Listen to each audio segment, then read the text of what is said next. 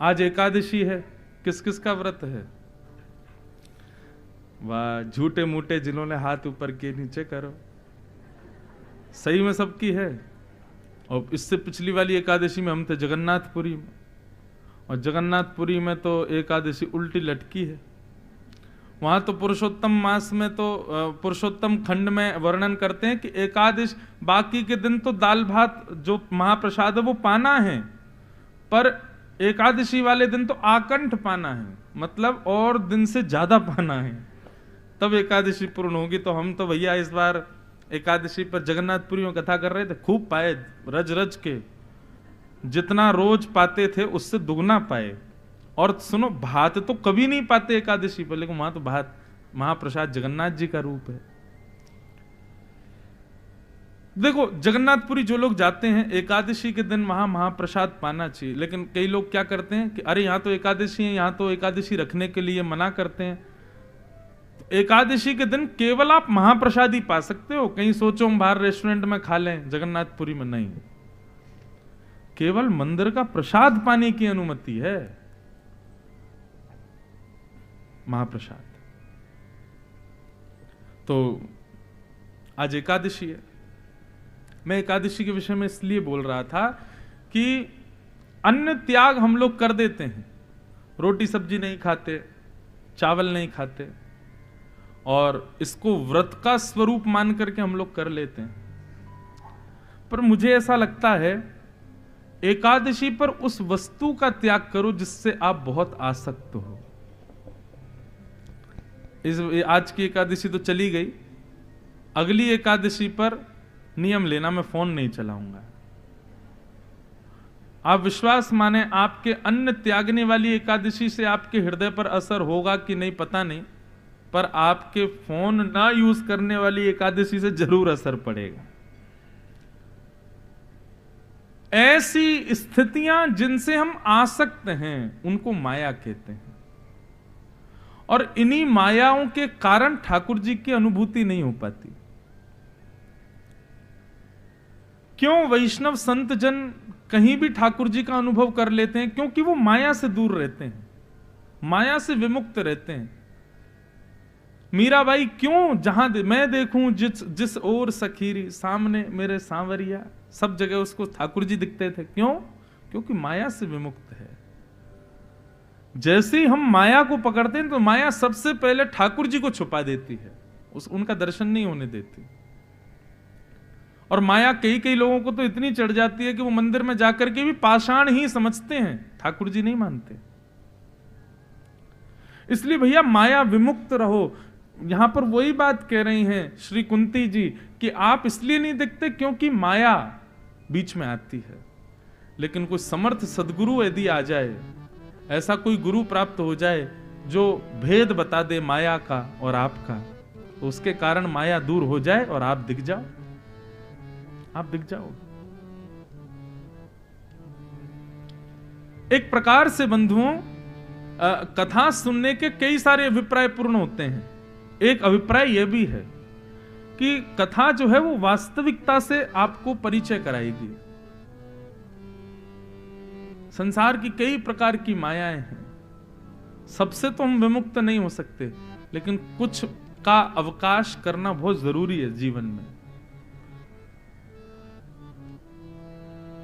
अभी एकादशी पर अन्न ना खाना कोई बहुत बड़ी बात नहीं है।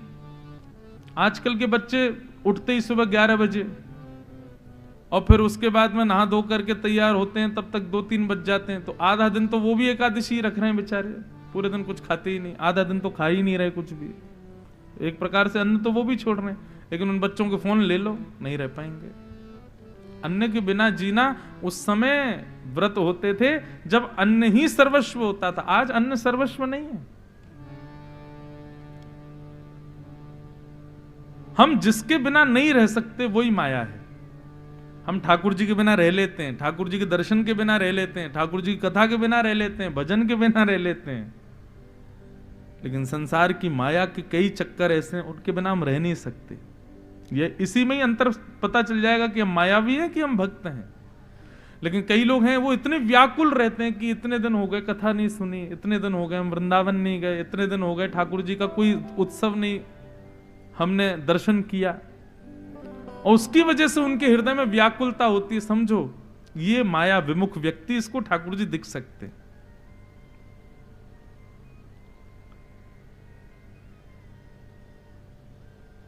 हनुमान जी महाराज पूरे दिन राम जी की सेवा में रहते थे, लेकिन जैसे ही शाम होने लगती थी हनुमान जी के उतनी व्याकुलता बढ़ने लगती। क्यों? रात में राम जी तो कनक भवन में चले जाएंगे और वहां मेरा प्रवेश नहीं है। कनक भवन में तो केवल सीता जी और सहचरियां रहती हैं, मैं तो जा ही नहीं सकता। तब हनुमान जी रो रो के विधाता से कहते हैं, अरे विधाता तुमने मुझे पुरुष क्यों बनाया, मुझे स्त्री बना देते, मुझे भी सहचरी बना देते तो मैं भी राम जी के साथ में नित्य भवन में प्रवेश करता। जैसे ही राम जी कनक भवन की ओर जाते, श्री हनुमान जी महाराज विलक उठते, साथ में जाते और कनक भवन के द्वार पर ही रुक जाते, क्योंकि उसके अंदर जा नहीं सकते। अंतःपुर है, निज निवास है राम जी का, सीता जी का, वहां सहचरियां जा सकती हैं, पुरुष और कोई नहीं। हनुमान जी रात भर बाहर बैठे रहते और प्रार्थना करते, हे गुरुदेव जल्दी प्रकट हो जाओ, सूर्य नारायण जल्दी सुबह हो, जल्दी राम जी प्रकट हो। रोज की यही स्थिति। एक दिन हनुमान जी इतने व्याकुल हो गए, इतने व्याकुल हो गए कि इतने रोए। सुबह जैसे ही राम जी द्वार खोल के बाहर आए तो देखा राम हनुमान जी के नेत्र लाल पड़े हैं, अविरल अश्रुधार गिर रही है। हनुमान जी को हृदय से लगाया, क्या हुआ हनुमान, इतने क्यों रो रहे हो? हनुमान जी बोले, दर्श बिन दुखन लागे ने। हे राम जी, आप रात भर कनक भवन में रहते, इतनी देर का भी वियोग मेरे नेत्रों से सहन नहीं होता। मुझे पीड़ा होती है मेरे नेत्रों में जब तक मेरे राघव मुझे नहीं दिखते। आप कृपा करो मेरे ऊपर, मुझे भी अंतःपुर में प्रवेश दिलाओ। तब हनुमान जी को राम जी ने सीता जी के पास भेजा, बोले जाओ, किशोरी जी कृपा करेंगी तो ये संभव होगा। तब किशोरी जी को जाकर के प्रणाम किया। किशोरी जी ने कहा सहचरियों के पास जाओ। हनुमान जी सहचरियों के पीछे पीछे घूमने लगे। सहचरियों ने कहा सरजू जी के पास जाओ। अंत तो गत्वा हनुमान जी सरजू जी के पास गए और जैसे रुदन करना प्रारंभ किया, हनुमान जी के अश्रु बिंद का एक बिंदु जैसे ही सरजू जी में गिरा, सरजू जी का पूरा जल तप गया, प्रकट हो गई सरजू मैया। क्या हुआ हनुमंत लाल, इतने वेदना, इतना कष्ट क्यों आपको? बोले मुझे सहचरी बना दो। ये रात्रि में राम जी जाते हैं कनक भवन में, वो वियोग मुझसे सहन नहीं होता। ऐसी कृपा करो दिन में मैं हनुमंत वेश में रहूं पूरे दिन राम जी के संग, और रात में कोई सहचरी वेश में। तब सरजू जी ने कृपा करके श्री हनुमान जी महाराज को चारुलता सहचरी का रूप प्रदान किया। और जैसी शाम होती हनुमान जी एक सखी वेश में आ जाते और राम जी के साथ अंतःपुर में जाके वीणा वादन की सेवा करते पूरी रात, राम जी को देखते हुए। हमारी स्थिति है ऐसी। 7 दिन बाद कथा पूरी हो जाएगी तो थोड़ी देर का वियोग होगा, थोड़ी देर वेदना होगी कि कथा पूरी हो गई, लेकिन अगले दिन से फिर सब लोग अपने कार्यों में व्यस्त। लेकिन स्थिति ऐसी कभी हुई कि हम कथा के बिना रह ही नहीं पाए? नहीं हो पाता। अच्छा एक बात कहें, हमारी तो हो चुकी है ऐसी, हम कथा के बिना अब नहीं रह सकते। कथा के बीच में अवकाश मिले ये तो जरूरी है, घर जाना है, सब गृहस्थ देखना है, परिवार देखना है, परंतु लंबा अभी समय, वैसे लंबे समय तक ऐसा है नहीं कि मुझे लंबे समय तक कथा ना हो, लगातार कथा ही कथा है। सोच सोच के भय भी लगता है कि इतनी कथाएं कैसे करेंगे, कमर टूट रही है। लेकिन ये भी लग रहा है कथा अगर नहीं हुई तो जिएंगे कैसे? ठाकुर जी की चर्चा किए बिना अब रह नहीं सकते। ऐसी स्थिति होना ये साधारण बात नहीं है। हमारी जरूरत ठाकुर जी नहीं बने। हम ठाकुर जी को केवल एक सामान्य भाव से स्वीकार करते हैं, जरूरत के रूप में स्वीकार नहीं करते। जरूरत हमारे लिए फोन है, जरूरत हमारे लिए अन्न है, जरूरत हमारे लिए सांसारिक संबंध है। उन सब के बाद ठाकुर जी हैं। सबसे पहले रख के देखो, फिर अनुभव करना ठाकुर जी का। फर्स्ट प्रायोरिटी ठाकुर जी को दो, उसके बाद कोई और। लेकिन हमने तो बिल्कुल लास्ट लीस्ट में रखा हुआ है ठाकुर जी को। ऐसा नहीं। तो माया के कारण ठाकुर जी नहीं दिखते। कुंती ने भगवान की स्तुति गाई और स्तुति गाते हुए अंत में कहा, हे नाथ मुझे विपत्तियां दे दो। विपत्ति का नाम सुनते ही भगवान बोले, विपत्ति क्यों चाहिए? बोले क्योंकि आपकी स्मृति विपत्ति में ज्यादा आती है, संपत्ति में कम आती है, इसलिए नाथ मुझे विपत्ति दे दो। भगवान ने कुंती को वरदान दिया, बोले तुम चिंता मत करो, विपत्ति संपत्ति में भी तुमको मेरी याद आवेगी। बंधुओं देखो, विपत्ति में ठाकुर जी का स्मरण करे ये सामान्य बात, लेकिन अत्यंत संपन्न होकर के भी ठाकुर जी के लिए दो अश्रु बहावे, ठाकुर जी के लिए व्याकुल रहे, ये श्रेष्ठ बात है। अति संपन्न होकर के भी ठाकुर जी के लिए व्याकुल रहे, ये श्रेष्ठ बात है। विपत्ति में तो सब याद करते हैं, नास्तिक लोग भी विपत्ति में भगवान को पूज लेते हैं, लेकिन अत्यंत सुसंपन्न होने के बाद भी सब कुछ अच्छा है, कोई कमी नहीं है, उसके बाद भी आप ठाकुर जी के लिए व्याकुल हो रहे हैं, ये श्रेष्ठ बात है। कुंती ने भगवान की स्तुति गाई, भगवान ने अपने हृदय से लगाया। इस प्रकार कुंती की स्तुति विराम हुई। भगवान अब पुनः रथ पर बैठे द्वारिका निकलने के लिए, तो अब युधिष्ठिर रोने लग गए। भगवान बोले, अब जे क्यों रो रहा है? पहले जा रहा था तो उत्तरा आ गई, उत्तरा को मुक्त करके जाने लगा तो कुंती आ गई, अब कुंती को मुक्त करके जाने लगे तो युधिष्ठिर रोने लगा। भगवान बोले, ये मुझे जाने नहीं देंगे। भगवान बोले, अब तुम क्यों रो रहे हो? तो युधिष्ठिर कहते हैं, बाल द्विज स्वहन मित्र पितृ भातृ गुरुद्वह नमेश्यान निर्यान मोक्षो यापि वर्षायुतायुतैः। ठाकुर जी, मैंने बहुत बड़ा पाप किया महाभारत युद्ध करके। भगवान बोले, क्यों? मैंने छोटे बालकों को अनाथ कर दिया, उनके पिताओं को मार दिया, मैंने कितनी सारी पत्नियों को विधवा कर दिया, उनके पतियों को मार दिया, मैंने अपने भाइयों को मार दिया, अपने गुरुजनों को मार दिया, मैंने अपनों को मार दिया महाभारत युद्ध में। मैंने बहुत बड़ा पाप किया है।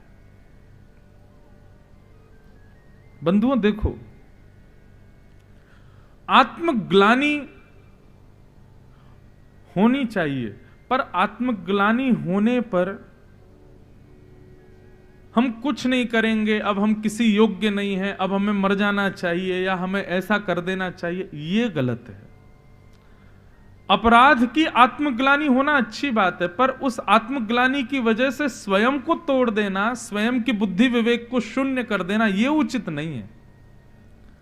जब आत्मग्लानि हो ना कि मैंने बहुत गलत किया, उसी समय संकल्पित हो जाओ, ठाकुर जी बहुत बड़ा अपराध हो गया हमसे, आज के बाद नहीं करेंगे, और अपने कर्म में पुनः लग जाओ। उस समय स्तब्ध मत हो जाओ करने के बाद कि मेरे से क्या अपराध हो गया। कर्म करते रहो, आत्मग्लानि करो, परंतु आत्मग्लानि की वजह से स्वयं को विवेक शून्य मत बनाओ। लोग क्या करते हैं, कोई गलती पर आत्मग्लानि हुई और आत्मग्लानि होते ही स्वयं विवेक शून्य हो गए, स्तब्ध हो गए, सुन्न पड़ गए, अब क्या करें, अब तो हमसे कुछ होगा नहीं, अब तो हम कुछ कर ही नहीं पाएंगे, हमें करना भी नहीं चाहिए, हमने बहुत बड़ा अपराध कर दिया, आदि आदि। ये उचित नहीं है। गीता में भगवान ये बात कब बताते हैं? अर्जुन ने पहले तो भगवान को कहा, सेनयोर भयोर मध्य रथम स्थापयमेच्युता, मेरे रथ को उभय सेना के बीच में ले जाके खड़ा कर दो। भगवान जब ले गए तब सामने देख करके अर्जुन बोला, राम राम राम, ये मैंने क्या किया? भगवान बोले, क्यों? मैंने युद्ध के लिए हां कैसे बोल दिया ठाकुर जी? भगवान बोले, क्यों, क्या हो गया? ये मेरे अपने हैं, ये मेरे भाई हैं, मेरे गुरुजन हैं, मैं इनको कैसे मारूं? आत्मग्लानि तो हुई, लेकिन उसके बाद क्या किया अर्जुन ने? धनुष बाण रख दिए, अब मैं युद्ध नहीं कर सकता। तब भगवान ने वहां पर अर्जुन को बहुत जोर की फटकार लगाई। मोह के वश में क्या कर रहे हो अर्जुन? आत्मग्लानि करना उचित है, पर आत्मग्लानि के बाद में शून्य हो जाना, विवेक शून्य, बुद्धि शून्य हो जाना, यह उचित व्यक्ति का लक्षण नहीं। ऐसा जो करता है ना वो स्त्री है ना वो पुरुष है। ठाकुर जी ने स्पष्ट कहा, उठाओ और युद्ध करो। युद्ध अपना कर्म तो करो, उसको क्यों त्यागना?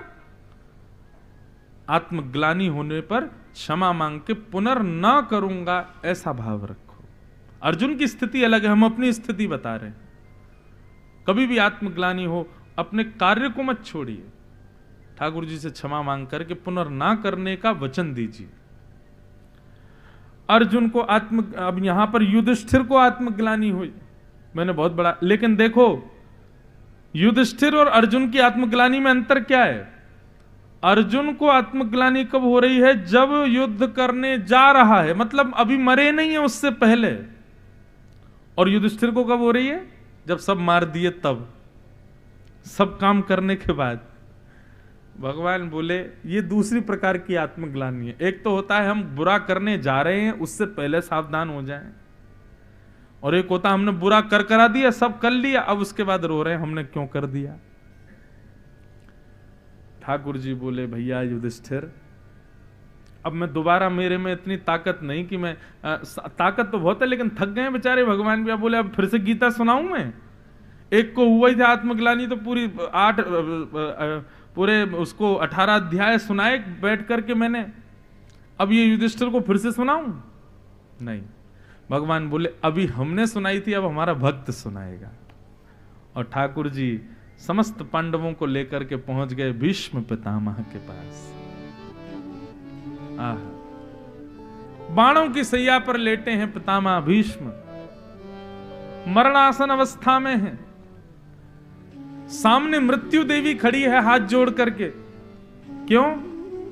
पितामह भीष्म को इच्छा मृत्यु का वरदान है, जब तक वो नहीं चाहेंगे मर नहीं सकते। मृत्यु देवी जैसे पास आती, भीष्म पितामह कहते खड़ी रहो, छूना नहीं मेरे को।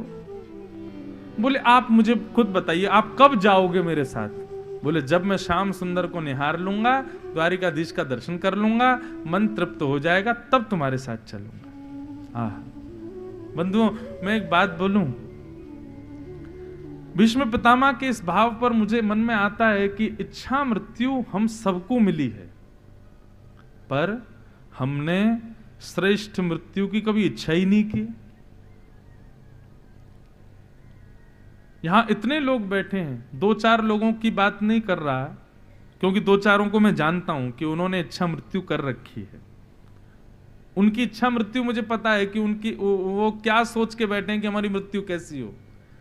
लेकिन यहां बैठे जितने भी लोग हैं, अधिकतर किसी ने भी कभी विचार नहीं किया होगा कि मेरी मृत्यु कैसी होनी चाहिए। मृत्यु क्योंकि भय का विषय है ना, भागवत का तो कारण ही यही है कि यहां पर मृत्यु भय का नहीं, उत्सव का विषय होता है। मृत्यु भय थोड़ी है।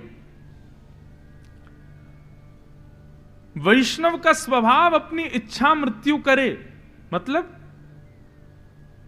हम हर उस वस्तु को सुधार लेते हैं जो हमारे पास नहीं है। जन्म लेती जैसी बुद्धि आने लग जाती है, धीरे धीरे पढ़ने जाते हैं, पढ़ करके विद्वान बनते हैं, कॉलेज में जाते हैं, यूनिवर्सिटीज में जाते हैं, हायर एजुकेशंस लेते हैं, एक डिग्री प्राप्त करके जॉब करते हैं, पैसा कमाते हैं, घर बनाते हैं, विवाह करते हैं, बच्चों को जन्म दे करके उनको पढ़ाते हैं। सब कुछ हम लोग डिसाइडेड करते हैं, पर मृत्यु कभी डिसाइड नहीं करते।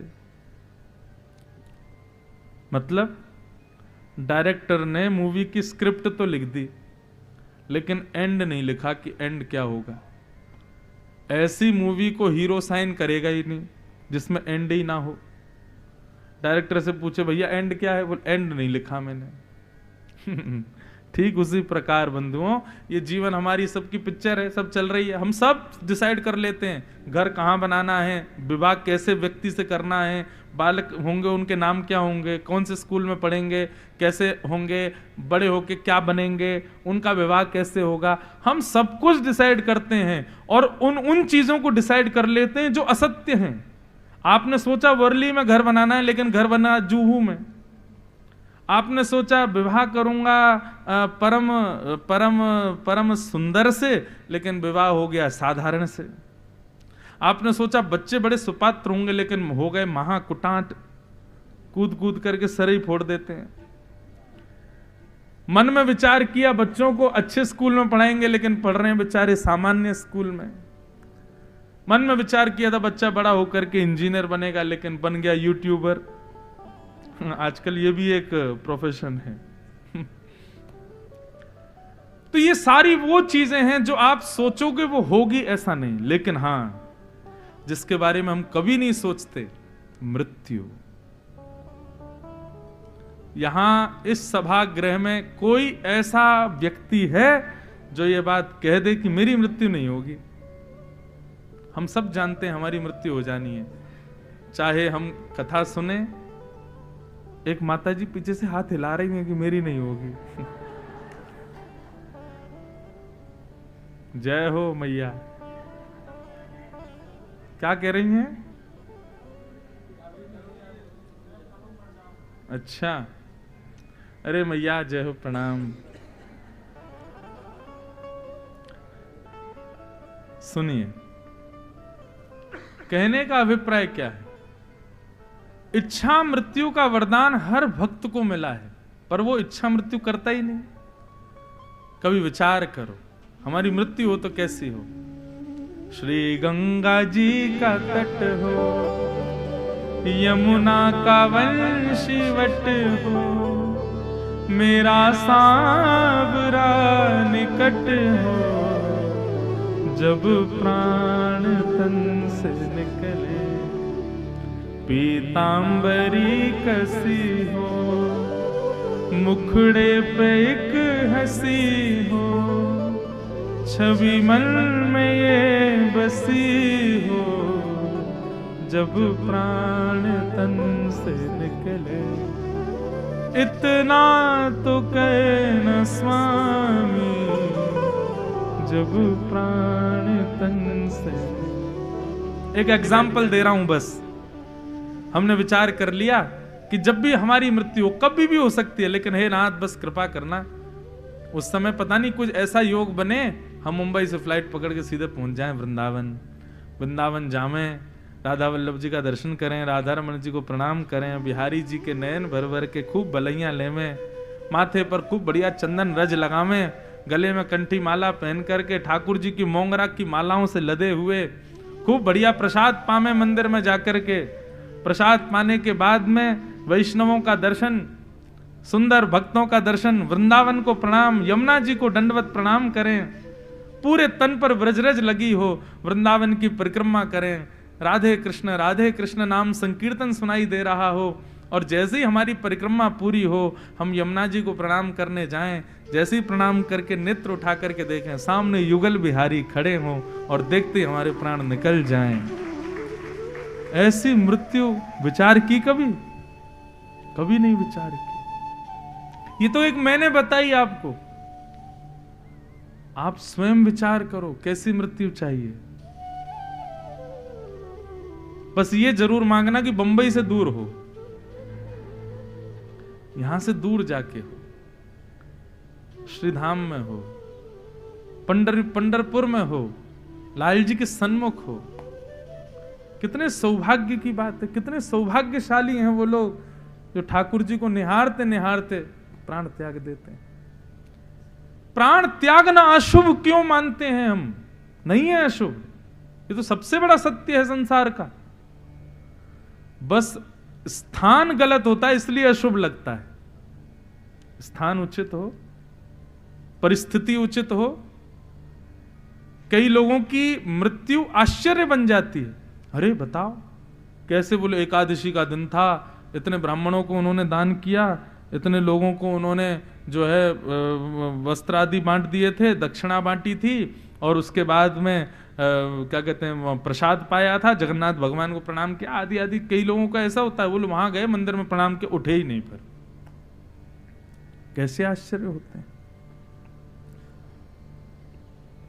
तो मैंने कुछ कथाओं से ये कहना प्रारंभ किया है, यहां भी कहूं, आज का दिन ही अच्छा है, परमा एकादशी। आज रात्रि विचार करो, हमारी मृत्यु कैसी हो, ऐसी हो। हे नाथ, संसार में हम क्या करेंगे ये सब आपके हाथ में है, हमारे कर्म पर निर्भर करता है, परंतु एक दिन उसका अंत होना है, मृत्यु निश्चित है। ठाकुर जी हमें कुछ नहीं चाहिए, हमारी मृत्यु ऐसी देना हमको कि जब प्राण निकले उससे पहले हमारे युगल सरकार हमारे सामने हो। भीष्म पितामह ने भले ही जीवन भर कौरवों का संग किया, लेकिन मृत्यु हो तो भीष्म पितामह जैसी बाणों की सैया पर लेटे, भयंकर कष्ट में हैं, लेकिन फिर भी प्राण त्यागने के लिए प्रतीक्षा कर रहे हैं, द्वारिकाधीश आएंगे तब प्राण त्यागूंगा। और ये इतनी देर से बार बार जो ठाकुर जी रोके जा रहे थे ना, कभी उत्तरा के द्वारा, कभी कुंती के द्वारा, ये इसलिए था क्योंकि भीष्म पितामह के पास जाना था। यदि नहीं ब्रह्मास्त्र छोड़ा गया होता अश्वत्थामा के द्वारा, ठाकुर जी नहीं रुकते। कुंती ने नहीं स्तुति गाई होती, ठाकुर जी नहीं रुकते। युधिष्ठिर नहीं रोते, ठाकुर जी नहीं रुकते, ठाकुर जी चले जाते। और ये भीष्म पितामह कब तक पड़े रहते बाणों की सैया पर। भीष्म पितामह के लिए ऐसी योजना बनी कि ठाकुर जी को रुकना ही पड़ा।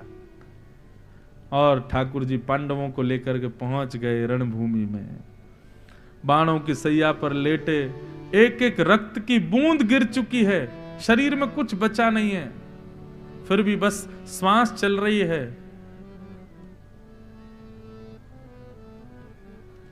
श्याम सुंदर आ रहे होंगे उनको निहारने के लिए। एक वो भाव गाते हैं ना, कागा सब तन खाइयो,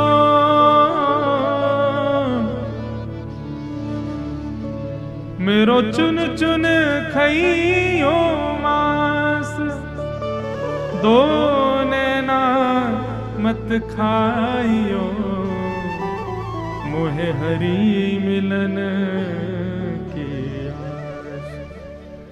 रोम रोम में बाण लगा है भीष्म पितामह के, एक एक बूंद रक्त निकल चुका है, लेकिन फिर भी केवल अपने प्राणों को बचाए हुए बैठे हैं कि श्याम सुंदर आ रहे होंगे। और तभी चंदन की सुगंधी आने लगी, पीली पीतांबरी लहराने लगी, मोर मुकुट कहीं से दिखने लगा भीष्म पितामह को। और जैसी नजर घुमा करके देखा तो क्या पाया, पांडवों के बीच में पीतांबरधारी, शंख चक्र गदा पद्मधारी द्वारिकाधीश साक्षात पधार रहे हैं ठाकुर जी भीष्म पितामह के पास। भीष्म पितामह प्रसन्न हो गए, जय हो द्वारिकाधीश की जय हो। भगवान जैसे सन्मुख आकर के खड़े हुए, भीष्म पितामह के नेत्र सजल हो गए। बस अब कुछ नहीं चाहिए, आप मेरे सामने खड़े रहो, आपको देखते देखते बस अभी मैं प्राण त्यागता हूं अपने।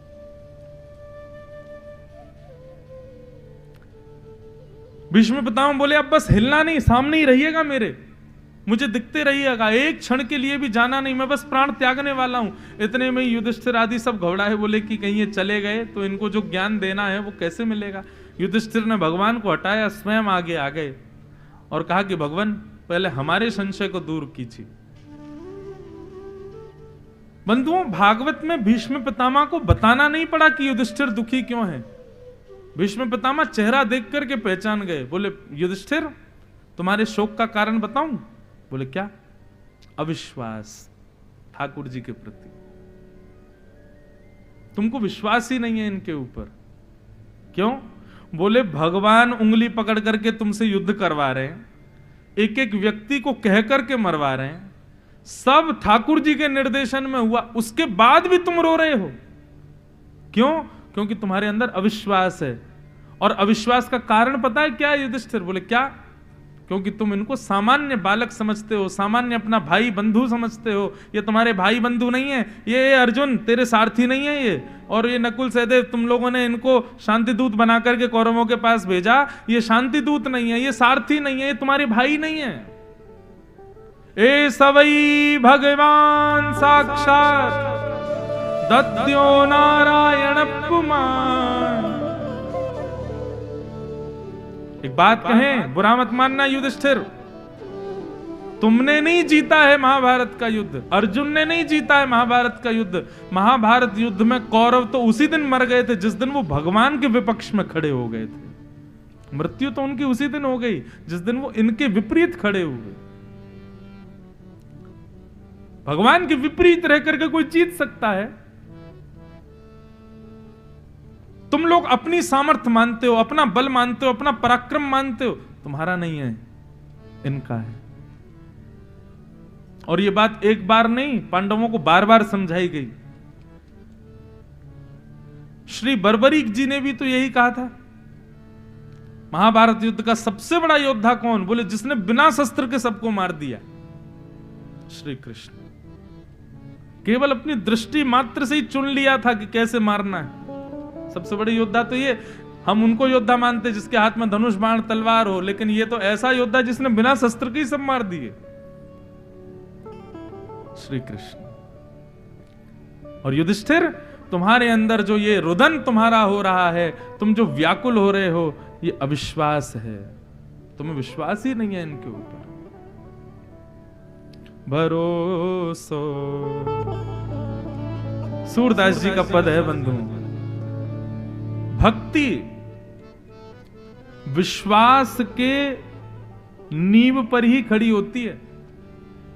जैसे बिल्डिंग्स बनानी है, मल्टी स्टोरीज बिल्डिंग बनानी है, आपके बंबई में तो कितनी बड़ी बड़ी बिल्डिंगें बनती हैं, लेकिन नींव कच्ची हो तो कभी कभी मैं सोचता हूं कहीं यहां जोर का भूकंप आ गया तो सब गिर जाएंगे नीचे।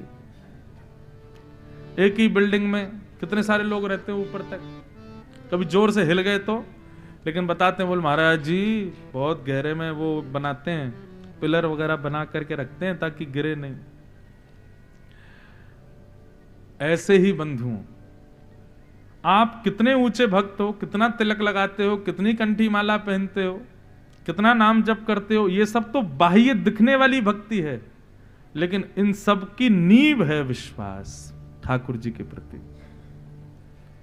सूरदास जी कहते हैं, भरोसो दृढ़ इन चरणन के, भरोसो दृढ़ इन चरणन के, भरोसो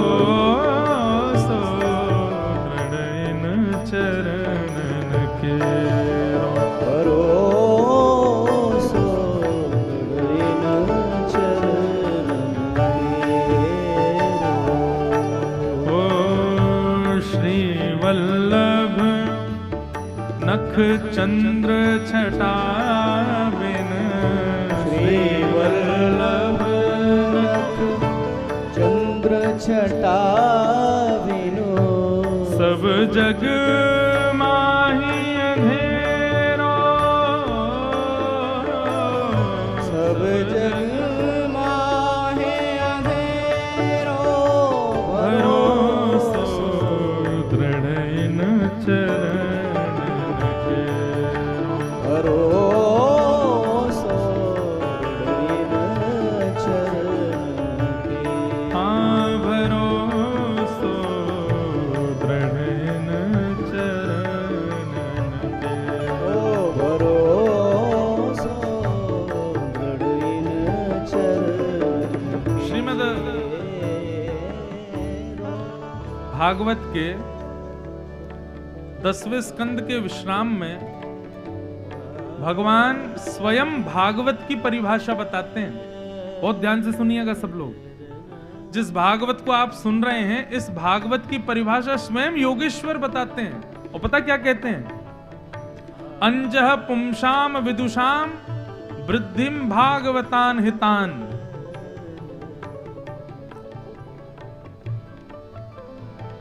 भगवता प्रोक्तः इति भागवत।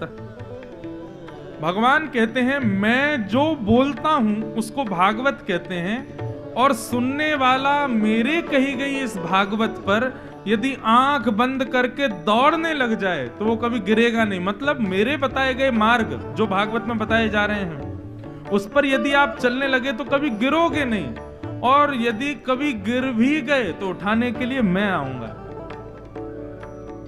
भागवत पथ पर आप कभी गिर नहीं सकते, लेकिन कभी गिरे भी तो चिंता नहीं, भरोसा रखो, गिरेंगे भी तो ठाकुर जी उठाएंगे। मतलब एक बार भक्त बन जाओ बस, उसके बाद कभी पतन हुआ भी ना तो ठाकुर जी बचाने के लिए बैठे हैं। और इसके पीछे एक कथा याद आई। जगन्नाथ जी के एक भक्त थे, उनका नाम था बलराम दास। क्या नाम था? जैसे हमारे श्रीनाथ जी के अष्ट सखा हुए, ऐसे जगन्नाथ जी के 5 सखा थे, उनमें एक का नाम श्री बलराम दास। तो बलराम दास जी जो थे ये गायन सेवा करते थे, जगन्नाथ जी के सामने जाके गाते थे, गा गा करके जगन्नाथ जी को रिझाते थे। एक बार एक नर्तकी आई, नाचने वाली वैश्या थी। अब ये तो गा रहे थे और इनके गायन पे ताल स्वर मिलाकर के उसने नाचना शुरू कर दिया। तो जो ध्यान जगन्नाथ जी को रिझाने में रहता था वो बलराम दास जी का जगन्नाथ जी से हटके उस पर लग गया। अब तो ऐसी मुड़कियां ले में, ऐसे गावें कि उसके तान बदलें, और धीरे धीरे महाराज उसी में ही आसक्त हो गए। आसक्ति हो गई। अब तो स्थिति ये हो गई कि मंदिर में कम समय देने लगे, उसके यहां ज्यादा समय देने लगे, पतन शुरू हो गया।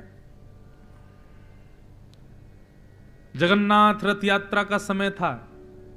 रथ यात्रा से पहले श्री जगन्नाथ जी बीमार पड़ते हैं और 15 दिन के लिए श्री जगन्नाथ जी के कपाट बंद रहते हैं, तो उनको और छुट्टी मिल गई। अब तो उसी के संग रहने लगे, उसी के संग समुद्र पे घूमें, उसी के संग खामें पीमें आनंद करें। धीरे धीरे पूरे पुरी में ये बात फैल गई कि भैया बलराम दास का पतन हो गया, वो तो वैश्या के चक्कर में रहता है। सब मंदिर के लोगों ने मिलकर के मंत्रणा बनाई, बोले कि अब बलराम दास की सेवा मंदिर में बंद कराओ। और अभी रथ यात्रा आने वाली है, रथ यात्रा में जब तक बलराम दास पद नहीं गाता तब तक जगन्नाथ जी का रथ खींचता नहीं है। इस बार ये प्रथा बंद करो, अब बलराम दास योग्य नहीं है, पहले भक्त था अब तो इसका पतन हो गया। बलराम दास जी उस वैश्या के साथ थे। रात्रि का समय, अगले दिन रथ यात्रा होनी थी, लेकिन इतने आसक्त हो गए कि भूल गए कि मुझे रथ यात्रा में कल सुबह सेवा करनी है। लेकिन वही बात है ना कि अपने भक्त की ठाकुर जी रक्षा करते हैं। नमे भक्त्या प्रणश्यति, मैं अपने भक्त का पतन नहीं होने देता। अगर वो वास्तव में भक्त है कभी ना कभी जरूर संभलेगा, और ये वो खुद नहीं संभलता, ठाकुर जी संभालते हैं उसको। सुबह का सूर्योदय जैसे हुआ, आवाज सुनी, खिड़कियों में से आवाज आ रही थी, लोग बाग रथ यात्रा के लिए दौड़ रहे थे। बलराम दास जी पड़े पड़े सोचने लगे, बलराम दास ये तूने क्या किया? तुझे कितनी श्रेष्ठ सेवा ठाकुर जी ने दी। अपनी वाणी से तू जगन्नाथ जी को रिझाता है, अपनी वाणी से गाकर के तू जगन्नाथ जी की रथ यात्रा प्रारंभ करता है। इतनी ऊंची सेवा तुझे प्राप्त हुई और तू यहां एक वैश्या के चक्कर में सब बर्बाद कर लिया। जैसे ही चेतना आई तुरंत छोड़ करके सारे विषयों को दौड़े सीधे रथ यात्रा की ओर। जैसे ही रथ के सामने पहुंचे, पंडा पुजारियों ने इशारा कर दिया, बोले इस बार इसको आने मत देना, ये अपवित्र हो चुका है विषय भोगों में संलिप्त होकर के। लोगों ने सब धक्के मार करके बलराम दास जी को भगा दिया। बोले तुम रथ यात्रा में दिखना भी नहीं तो तुमको जान से मार देंगे, तुम अपवित्र हो चुके हो। तुमने अपनी पदवी का दुरुपयोग किया, अपने गायन का दुरुपयोग किया, जगन्नाथ जी को रिझाने की जगह किसी और को रिझाया। रथ के ऊपर बैठे हुए महाप्रभु जगन्नाथ जी को देख करके, दूर से केवल एक झलक देख करके बलराम दास जी चले गए। आज उनकी सेवा नहीं हुई, बिना सेवा के ही रथ खींचने का प्रारंभ करने लगे। बलराम दास जी दौड़ करके गए, समुद्र के किनारे विलक विलक करके रोने लगे, मैं अपराधी हूं, मुझे प्राण त्याग देने चाहिए अपने। मैंने बहुत बड़ी गलती की, जगन्नाथ जी की सेवा त्याग करके किसी और को प्रसन्न किया। तभी मन में आया ये पूरा पुरुषोत्तम क्षेत्र और यहां कण-कण में जगन्नाथ जी हैं। कोई बात नहीं, आज उस रथ यात्रा में मुझे प्रवेश नहीं मिलेगा, लेकिन मैं तो अपनी सेवा पूरी यहीं बैठ के करूंगा। और समुद्र की बालू से ही एक छोटा सा रथ बनाया और रथ बना करके छोटे छोटे से उसमें जगन्नाथ जी, बलभद्र जी और सुभद्रा जी बैठा दिए। जगन्नाथपुरी में सारी भीड़ जगन्नाथ रथ यात्रा के दिन मंदिर के पास ही होगी, समुद्र किनारे कोई नहीं होता, अकेले बलराम दास जी 3 रथ बना करके तीनों रथों में छोटे छोटे जगन्नाथ जी बैठा के और बलराम दास ने अपनी सेवा वहीं करनी प्रारंभ कर दी, गाने लगे। अब यहां बलराम दास जी का गाना प्रारंभ हुआ और वहां लाखों लोगों के द्वारा रथ खींचना प्रारंभ हुआ, और जैसे ही खींचे रथ आगे ही नहीं आवे। सब बोले भैया क्या हो गया, रथ क्यों नहीं चल रहा? राजा को बुलाया, बोले कोई अपराध हो गया लगता है, जगन्नाथ जी का रथ चल नहीं रहा है। हाथी बुलाए, हाथियों के द्वारा रथ खींचा गया लेकिन रथ नहीं चला। राजा ने जाकर के महाप्रभु जी से प्रार्थना की, भगवान कोई अपराध, आज आप रथ यात्रा नहीं करेंगे? तो आज भी वहां के राजा को ठाकुर जी संदेश दे देते हैं कोई ना कोई। राजा को अंदेशा हो गया और ठाकुर जी ने संदेश दिया, आज हमारी रथ यात्रा यहां नहीं हो रही है, आज हमारी रथ यात्रा समुद्र के किनारे हो रही है। बलराम दास वहां कर रहा है, हम इस रथ में बैठे ही नहीं, हम तो उस रथ में बैठे हैं। जब तक उस रथ से हमको उतार के नहीं लाओगे तब तक हमारी रथ यात्रा नहीं होगी। राजा आदि सब दौड़ करके गए तो देखा समुद्र के किनारे अकेला बलराम दास नाच रहा था, कूद रहा था और बालूका के रथ में बैठे हुए छोटे छोटे बालू के जगन्नाथ जी को पद सुना रहा था। राजा ने जाके प्रणाम किया, बोले भगवान हम आपकी सेवा स्वीकार कर रहे हैं, जगन्नाथ जी को आप पद सुनाओ, लेकिन वहीं सुनाओ। और सुनो, ये जो आपने जगन्नाथ जी बनाए हैं ना रथ के भीतर, इनको बाहर निकालो, इनको लेके चलो। क्यों? बोले आज जगन्नाथ जी उस विग्रह में नहीं विराजमान, आज तो इसी विग्रह में विराजमान है। जब तक ये नहीं विराजेंगे तब तक रथ यात्रा नहीं होगी। बालूका के जगन्नाथ जी को लेकर के जब गए और जाकर के उस रथ में विराजमान किया, बिना लाखों आदमियों के हाथ लगाए ही रथ अपने आप चलने लग गए श्री जगन्नाथ जी का। तो भगवान कहते हैं भक्ति पथ, भागवत पथ, इस पर जो चलेगा, चलने का मतलब यहां से कही गई जो भी बातें हैं ये सब अनुकरणीय हैं, अपने जीवन में उतारने की। जो उतारेगा उसका कभी पतन नहीं होगा, और यदि कभी पतन हुआ भी तो मुझ पर भरोसा रखो, मैं तुम्हारी रक्षा करूंगा। भरोसो दृढ़ इन चरणन के, भरोसो दृढ़ इन चरणन के। सूरदास जी कहते हैं साधन और नाहिया कली में, साधन और नाहिया कली में, जासो होत निबेरो, जासो होत निबेरो। और कोई साधन नहीं है। आप कितनी श्रद्धा रखते हो, कितनी भक्ति रखते हो, कितनी अर्चना करते हो, ये बड़ी बात नहीं, आपका विश्वास कितना दृढ़ है ठाकुर जी से, ये बड़ी बात है। साधन और नाहिया कली में, कलयुग में और कोई साधन है ही नहीं, विश्वास ही साधन है बस ठाकुर जी के प्रति। सूर कहाँ कहे दुविध आधरो, सूर कहाँ कहे दुविध आधरो, सूर कहाँ कहे दुविध आधरो, सूर कहाँ कहे दुविध आधरो, बिना मोल पहुँचेरो, बिना मोल को चेरो। भरोसो दृढ़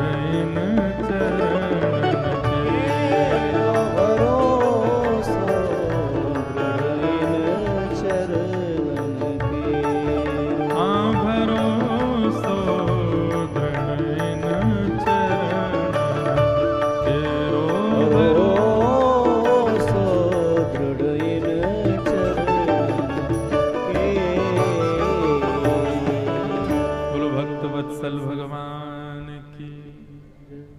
तो भक्ति की नींव क्या है? जोर से बोलो, विश्वास। और विश्वास जो होता है ना, वो कब दृढ़ माना जाता है? चाहे कैसी भी स्थिति आ जाए, डगमगाए ना। हमारा विश्वास दृढ़ हम कब मानते हैं किसी के प्रति? जब वो उसकी करनी से सब अनुकूल हो, मतलब अच्छा ही अच्छा हो। नहीं, प्रतिकूल स्थिति में भी विश्वास हिले ना। अनुकूल स्थिति में तो भक्ति सब कर लेते हैं, प्रतिकूल स्थिति में विश्वास के साथ प्रेम करके दिखाओ, तब माना जाए।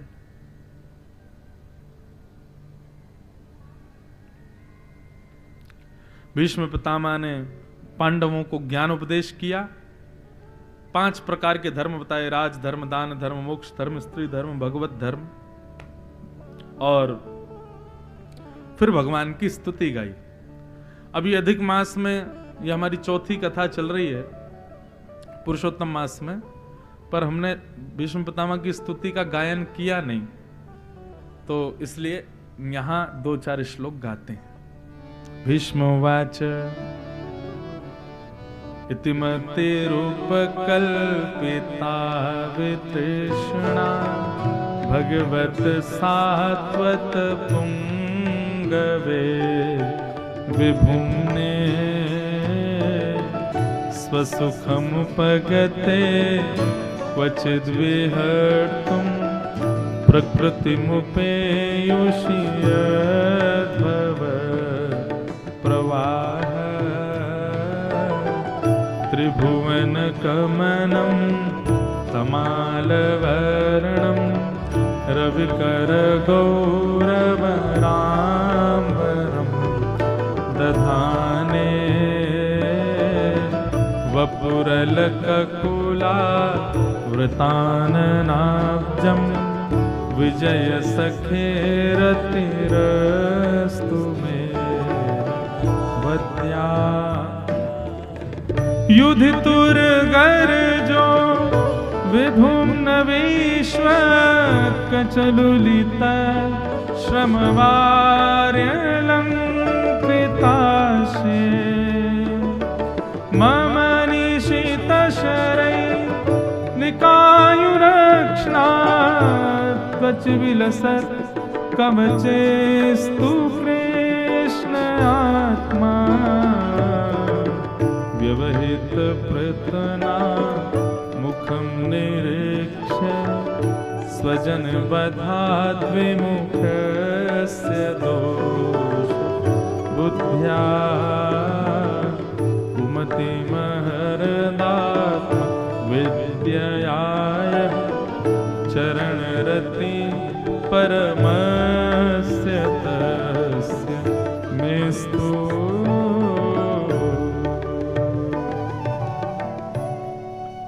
भीष्म ने भगवान की स्तुति गाई। बंधुओं,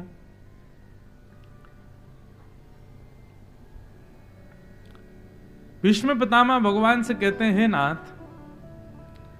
इतिमति रूपकल्पिता तृष्णा, सबसे पहले इति शब्द का प्रयोग किया।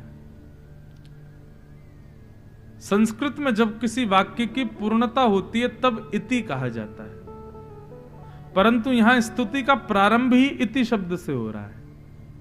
क्यों? हम कभी पहले फुल स्टॉप लगा करके फिर थोड़ी कुछ लिखते हैं, लिखने के बाद फिर फुल स्टॉप लगाते हैं। लेकिन भीष्म पितामह ने पहले फुल स्टॉप लगाया, उसके बाद फिर लिखना बोलना प्रारंभ कर रहे। इति शब्द का प्रयोग पहले, मतलब भीष्म पितामह ने मानो इति इसलिए कहा, संसार के भीष्म की अब इति हो रही है। कौरवों के पितामह, पांडवों के पितामह आदि आदि जो भी भाव कहो, उनकी इति, और अब भक्त भीष्म बोल रहे हैं। मति रूपकल्पिता वितृष्णा भगवत सात्वत पुंगवे विभुम्ने। बहुत ध्यान से सुनना, बहुत अच्छी स्तुति है भीष्म पितामह की। भागवत ऐसा फल है, इसमें छिलका गुठली तो है ही नहीं, छोड़ने लायक तो कुछ है ही नहीं, सबको लेते रहो, इतना अद्भुत है।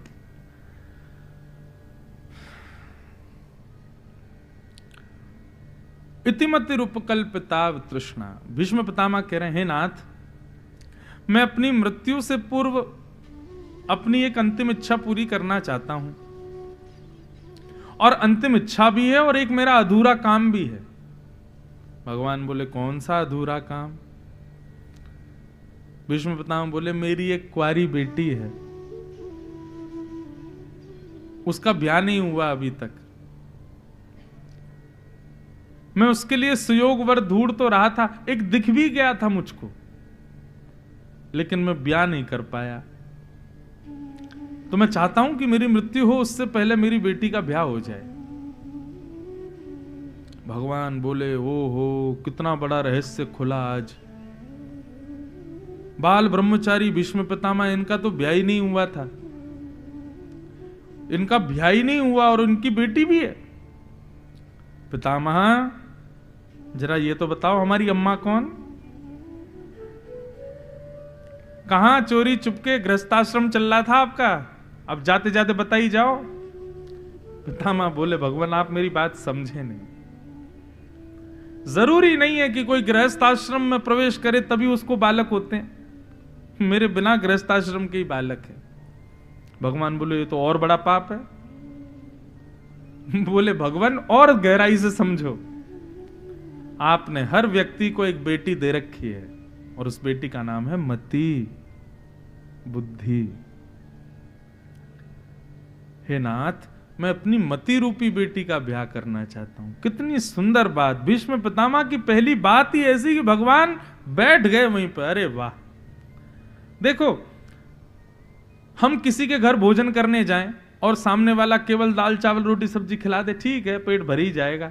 लेकिन कई जगह जाते हैं, वेरिएशन बनाते हैं नए नए तरीके के। महाराज जी ऐसी रोटी, ये ऐसा ऐसी चटनी।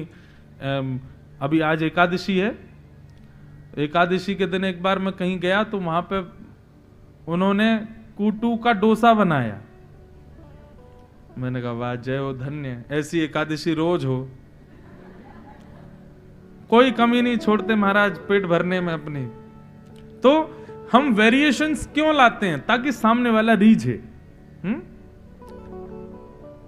चाहे कपड़ों के हों, चाहे भोजन के हों, वेरिएशंस क्यों चाहिए? ताकि सामने वाले का मन लगे और वो रीझे भी। ऐसे ही बंधुओं, भगवान की भक्ति हम क्या करते हैं?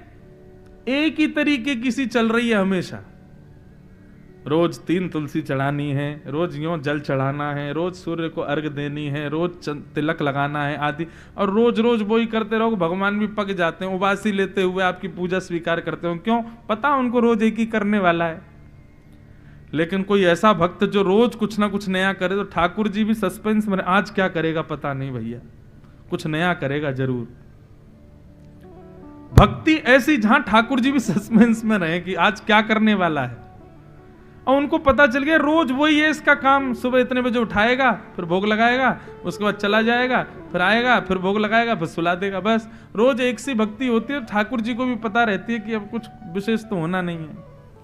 लेकिन आप अपनी भक्ति में कुछ ना कुछ वेरिएशन लाते रहो, ठाकुर जी भी उससे आनंदित हो जाते हैं। स्तुति तो सब गाते हैं, लेकिन भीष्म पितामह का वेरिएशन बहुत सुंदर है। भीष्म पितामह का बदलाव देखो। ठाकुर जी नवनीत चोर हैं। कौन से चोर? माखन चोर, नवनीत चोर। नवनीत का मतलब जो रोज नया होता है। मक्खन पुराना अच्छा नहीं लगता, नया नया ताजा निकले। अब आपके बंबई में कहां निकलता होगा? आओ हमारे वृंदावन, सुबह सुबह माताएं दही बिलोती हैं और दही बिलोएंगी ऐसे ऐसे करके। आजकल तो मशीन से कर देते हैं, लेकिन उसके बाद दही में छाछ नीचे रह जाती है और फिर उसके ऊपर मक्खन तैरता है। हमारी माता जी ऐसे हाथों में भर भर के मक्खन निकालती हैं, एक जगह उसको इकट्ठा करती हैं। उस समय का मक्खन आपने अगर पा लिया ना, तो आप भी ठाकुर जी की तरह चोर हो जाओ। इतना स्वादिष्ट लगता है, उसके आगे संसार के सारे रस फीके लगते हैं, इतना स्वाद मिलता है उसमें। तो ठाकुर जी नवनीत चोर हैं, नए नए मक्खन के चोर हैं। और नवनीत का मतलब केवल मक्खन ही नहीं, हर स्थिति नवनीत हो। आपकी भक्ति नवनीत, आपका भाव नवनीत। हर बार एक नए भाव से ठाकुर जी को पूजो, हर बार एक नए भाव से ठाकुर जी की अर्चना करो। ठाकुर जी भी कहें वाह भाई, कुछ विलक्षण किया इसने आज। भीष्म पितामह ने ऐसी स्तुति गाई जो ठाकुर जी की भी सोच से परे थी। बताओ, ऐसे कौन शुरुआत करता है कि मैं जाते जाते अपनी अंतिम इच्छा पूरी करना चाहता हूं, मेरी एक बेटी है उसका ब्याह करना चाहता हूं। और जब पूछा भगवान ने बेटी कौन, बोले मेरी मति रूपी बेटी। और ठाकुर जी, मति रूपी बेटी के लिए एक सुयोग वर मुझे मिल गया है, पर बस मैं सोच रहा हूं कब कन्यादान करूं। भगवान बोले कौन है वो सुयोग वर? तब भीष्म पितामह कहते हैं त्रिभुवन कमनम तमाल वर्णम रविकर गौरव रामवरम दधाने। त्रिभुवन को भी अपने रूप माधुरी पर आसक्त करने वाला, सबको अपनी भ्रगुटी टेढ़ी करके निहाल कर देने वाला श्याम सुंदर। इससे अच्छा मति का पति कौन मिलेगा? मति केवल इसी को देनी चाहिए और किसी को देनी नहीं चाहिए। भीष्म पितामह बोले आप हो वो सुयोग वर जिससे मैं अपनी बेटी का ब्याह करना चाहता हूं।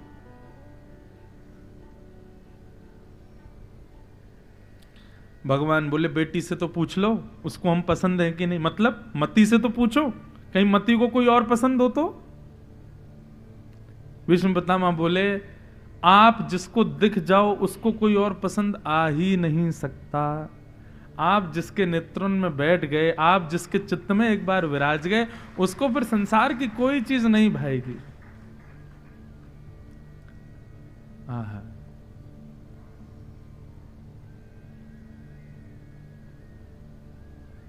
कैसे हैं ठाकुर जी, कितने प्यारे हैं, कितने मनोहर हैं। उनके भाव को सबने वर्णन किया। मेरो मन गिरधर छवि पे अटक्यो, मेरो मन गिरधर छवि पे अटक्यो। ललित त्रिभंगी चाल पे चल के, चिबुक चारु गढ़ ठट क्यों, चिबुक चारु गढ़ ठट क्यों। मेरो मन गिरधर छवि पे अटक्यो। कृष्णदास जी कहते हैं, बोले हम सबका मन तो लोहा है और श्री कृष्ण चुंबक है। जैसे इनके पास जाते हैं सोई चुंबक जैसे लोहा को खींचती है, ऐसे ठाकुर जी हमारे चित्त को खींचते हैं अपनी ओर। और जिसका चित्त नहीं खिंचा समझो उसके लोहे रूपी चित्त में जंग लग गई है, इसीलिए उसको चुंबक खींच नहीं रही अपने पास। जो राधा रमन जी को देखने के बाद, राधा वल्लभ जी, वृंदावन बिहारी लाल, पंडरीनाथ भगवान, इन ठाकुरों के दर्शन करने के बाद इनके अंदर चित्त नहीं लगा तो समझना उसके चित्त में जंग लगी है, बेकार हो गया उसका चित्त। भक्ति भाव रूपी चिकित्सा करवाए, जंग वंग हटवाए, अपनी कथा वथा में आकर के थोड़ा ठीक करे चित्त को, फिर जाए वृंदावन। देखना नहीं पकड़ेगा, जरूर पकड़ेंगे। बोले नाथ आप जिसको मिल गए उसको कोई और पसंद आ सकता है? मेरी बेटी को तो आप बहुत पसंद हो, आप कृपा करके मेरी मति रूपी बेटी से ब्याह कर लीजिए। भगवान बोले केवल सुंदरता से काम नहीं चलता, दामाद सुंदर हो और ब्याह कर दो बेटी का, नहीं, केवल सुंदर नहीं और भी गुण देखने चाहिए। भीष्म पितामह बोले आप सारे गुण गिनवाओ, मैं सब दिखा दूंगा आपके अंदर। भगवान बोले शौर्यवान भी होना चाहिए दामाद, केवल सुंदरता से काम कैसे चले? भीष्म पितामह बोले आपसे बढ़िया शौर्यवान भी कोई नहीं। युधितुरि गर्जो विधुम्न विश्व क्वच विलसत क्वच लुलित श्रमवार्य लंकृताश्य मम निशित शरीर विविद्यमान त्वचि विलसत कवचेस्तु कृष्ण आत्मा। आपसे ज्यादा शौर्यवान कौन हो सकता है? आपसे ज्यादा शक्तिमान कौन हो सकता है नाथ? भगवान बोले कैसे? बोले अर्जुन के आप सारथी थे। बोले जी। और अर्जुन सभी पांडवों का केंद्र था, सभी कौरवों का केंद्र था। सारे कौरव धनुष बाण तान करके केवल एक को मारने के पीछे पड़े थे। किसको? अर्जुन को। लेकिन उस अर्जुन को 18 दिन के युद्ध में एक बाण ने स्पर्श तक नहीं किया। और साधारण बाण नहीं, भीष्म पितामह जैसे योद्धा का बाण, दुर्योधन के बाण, इन सबके ऐसे प्रचंड बाणों ने प्रहार किया, लेकिन अर्जुन का बाल बांका नहीं हुआ। क्यों? क्योंकि उसके सारथी आप थे। जिसका सारथी इतना बड़ा रक्षक है कि अर्जुन का स्पर्श तक हमारे बाण नहीं कर पाए, तो मेरी बेटी तो बड़ी प्रसन्न रहेगी आपके साथ। आप बहुत शौर्यवान हो। आपसे ज्यादा शौर्यवान कौन होगा? भगवान बोले चलो, बात तो ठीक है, सुंदरता भी है, शौर्यता भी है, लेकिन केवल 2 बातों से काम थोड़ी चलेगा। दामाद में एक और गुण होना चाहिए। बोले क्या? उसका स्वभाव अच्छा होना चाहिए। कल को फैमिली गैदरिंग हो, लड़की के माता पिता आमे, बुआ फूफा आमे, और वो किसी को प्रणाम ही नहीं करे, सिर उठा के बैठा रहे, स्वभाव अच्छा ना हो, ऐसा भी तो नहीं चाहिए ना दामाद। सबको अपना मान करके प्रणाम करे, ऐसा स्वभाव होना चाहिए।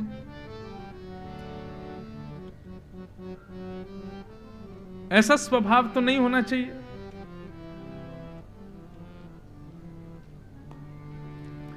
बहुत भजन है, जाएंगे, रुक जाओ, एक देर में गाएंगे।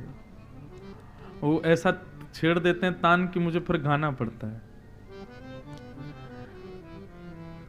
तो स्वभाव, भगवान बोले स्वभाव भी होना चाहिए दामाद में। भीष्म पितामह बोले आपसे अच्छा स्वभाव भी किसी का नहीं। भगवान बोले सिद्ध करके दिखाओ।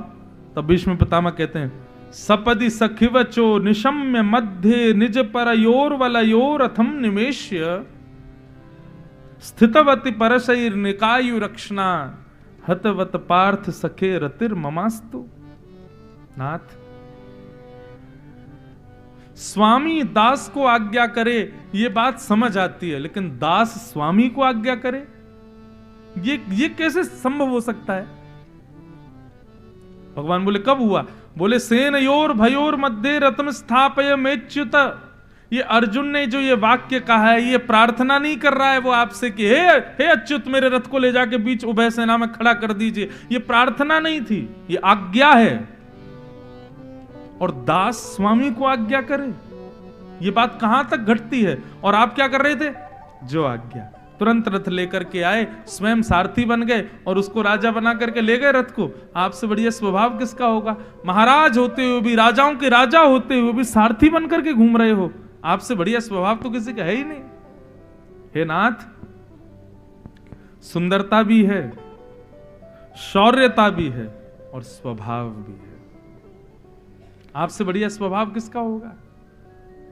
पांडवों के यहां अश्वमेध यज्ञ हुआ, सबने अलग अलग व्यवस्थाएं ली अपने हाथ में। अर्जुन ने एक व्यवस्था ली, भीम ने रसोई घर की व्यवस्था ली, नकुल सहदेव ने अलग व्यवस्था ली। सबको व्यवस्थाएं देने के बाद में अंत में भगवान कहते हैं हम क्या करें? बोले आप तो कुछ मत करो, एक कोने में बैठ के पुजवाओ।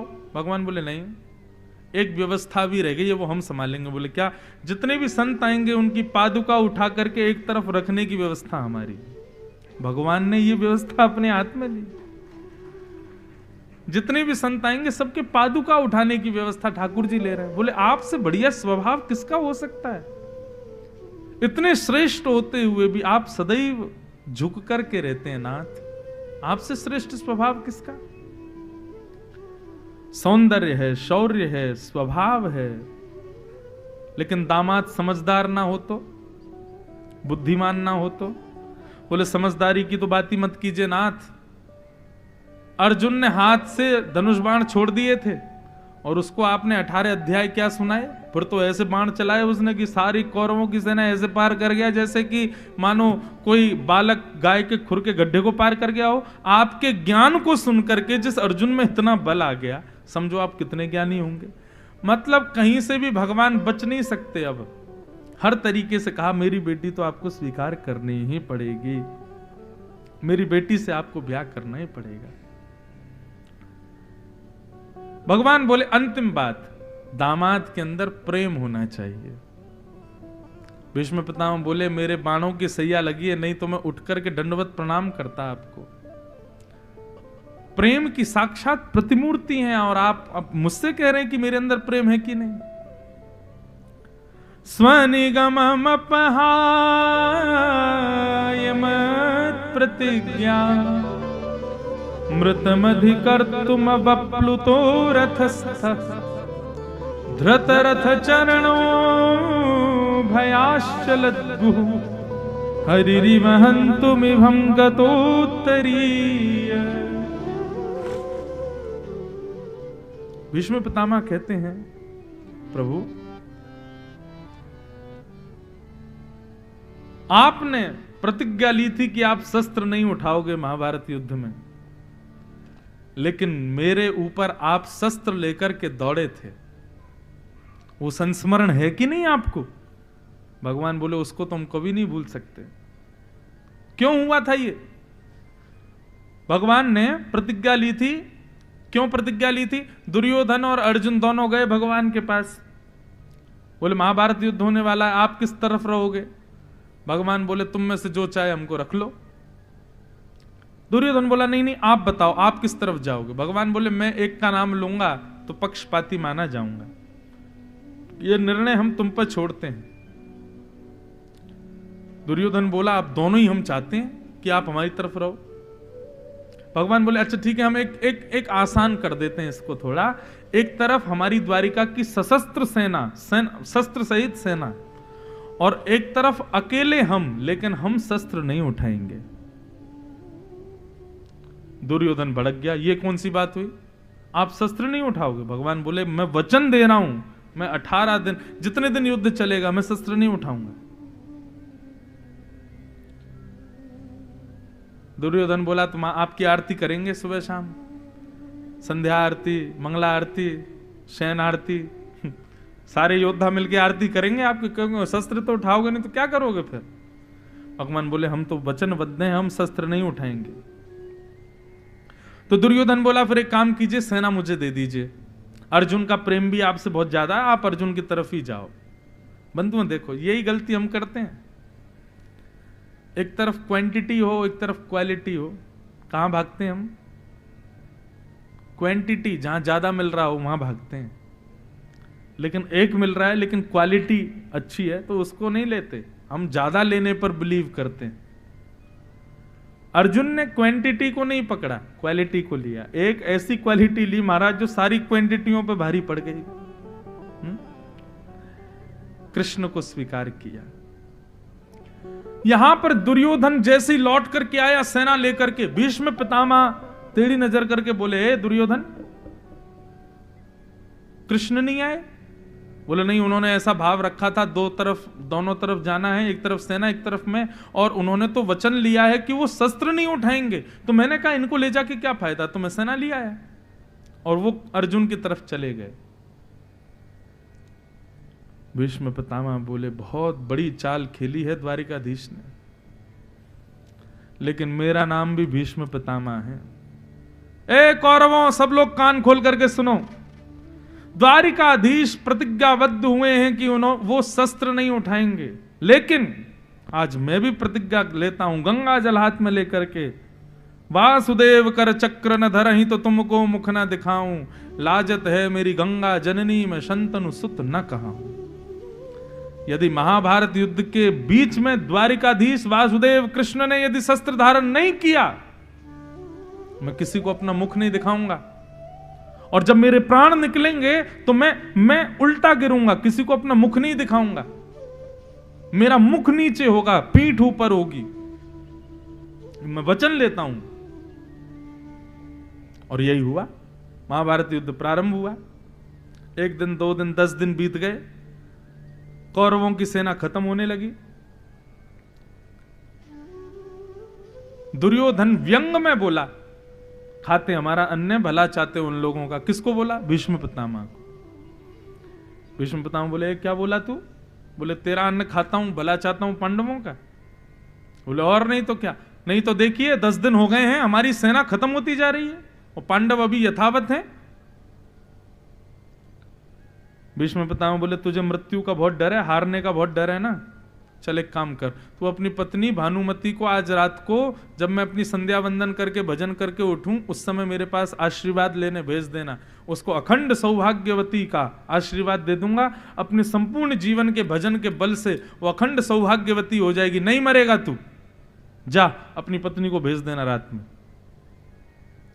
अब यहां बात चल रही थी भीष्म पितामह दुर्योधन के बीच में, लेकिन दीवारों के भी कान होते हैं और दीवारों में जो कान हैं वो कृष्ण के ही होते हैं। चाहे कितनी भी गहरी कहीं पे भी बात हो रही हो, ठाकुर जी को सब पता चल जाता है। ठाकुर जी के पेट में दर्द शुरू ये कैसे हो? कहीं अगर भीष्म पितामह ने भानुमति को आशीर्वाद दे दिया अखंड सौभाग्यवती भव, तो मेरा सारा प्लान चौपट, ये कौरव जीत जाएंगे, पांडव हार नहीं पाएंगे। देखो बंधुओं, भगवान है वो सर्व समर्थ हैं, लेकिन अपने भक्त के आशीर्वाद के पीछे ठाकुर जी भी व्याकुल हो गए कि उसको मैं नहीं काट पाऊंगा। अगर भीष्म पितामह ने आशीर्वाद दे दिया तो मैं कुछ नहीं कर पाऊंगा। और भगवान आधी रात में अपना वेशभूषा बदल करके, हुलिया बदल करके, किसी को पहचान में नहीं आए, दीनहीन से बन करके द्रुपद सुता द्रौपदी के पास पहुंच गए, उठा दिया उसको सोती हुई को और कहा चल जल्दी चल मेरे साथ। बोले कहां? बोले घूंघट करके चल, भीष्म पितामह का आशीर्वाद लेना है। इतनी रात को? सुबह ले लेंगे। बोले नहीं नहीं, सुबह तक तो बेटा बहुत कुछ बिगड़ जाएगा, अभी चल। और सुन, कोई और पहुंचे उससे पहले चल जल्दी। द्रौपदी को लेकर के भगवान जा रहे हैं, बहन भैया दोनों जा रहे हैं। और ठाकुर जी अपना भेष बदल के आए थे, स्वाफी वाफी बांधी ऐसी बांध के आए थे कि कोई पहचाने ना। और सुन, भीतर जाना, केवल प्रणाम करना घूंघट करके, और भीष्म पितामह आशीर्वाद दें, चुपचाप उठ के आ जाना। वो कुछ बोले भी ना तो तू बस सर हिला के इशारा करके वापस आना, बोलना नहीं भीष्म पितामह के आगे। द्रौपदी बोली ठीक है, लेकिन उन्होंने अगर पूछा कि अकेली आई हो, कोई आया साथ में, तो क्या बोलूं? भगवान बोले बोल देना ग्वारी आया हमारा नौकर, गोपाल नाम का नौकर आया, ऐसा बोल देना। ठीक।